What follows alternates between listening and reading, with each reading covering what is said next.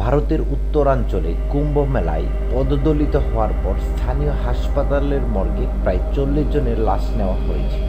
পুলিশের 3টি সূত্রের বরাতে রয়টার্স এক খবর জানিয়েছে, এ ঘটনায় আরও অনেকেই আহত হয়েছেন।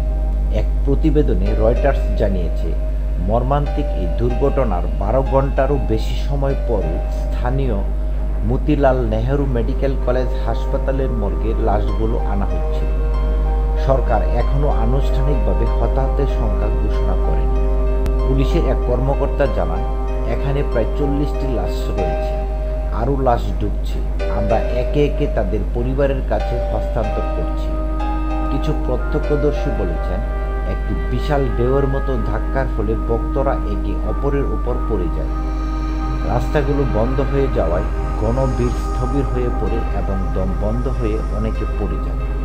স্বজনদের লাশ নিয়ে অ্যাম্বুলেন্সে বসে 40 বছরের জগবন্তী দেবী বলছিলেন, অনেক হইচই হচ্ছিল, সবাই একে অপরকে ধাক্কা দিতে টান শুরু করলো, পারাপারি করতে লাগলো।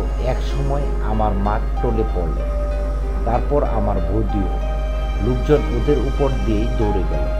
নাম প্রকাশে অনিচ্ছুক প্রয়াগরাজের SRN হাসপাতালের এক কর্মকর্তা জানিয়েছেন, যারা মারা গেছেন তারা হয় হার্ট অ্যাটাক করেছিলেন বা ডায়াবেটিসের মতো সমস্যা ছিল। অনেককে ভাঙ্গা হাড় নিয়ে হাসপাতালে আনা হয়। উত্তরপ্রদেশের মুখ্যমন্ত্রী যোগী আদিত্যনাথ বলেন, রাত 1টা থেকে 2টার মধ্যে সন্ন্যাসীদের আখড়ার কাছে ভিড় সামলাতে কিছু ভক্ত ব্যারিকেড টপকানোর চেষ্টা করলে এমন ঘটনা ঘটে। দেশটির প্রধানমন্ত্রী নরেন্দ্র মোদী প্রিয়জন হারানো ভক্তদের প্রতি সমবেদনা জানিয়েছেন। নিহতের সংখ্যা নির্দিষ্ট না করে তিনি বলেছেন, স্থানীয় কর্মকর্তারা ক্ষতিগ্রস্তদের সম্ভাব্য সকল উপায়ে সহায়তা করছেন।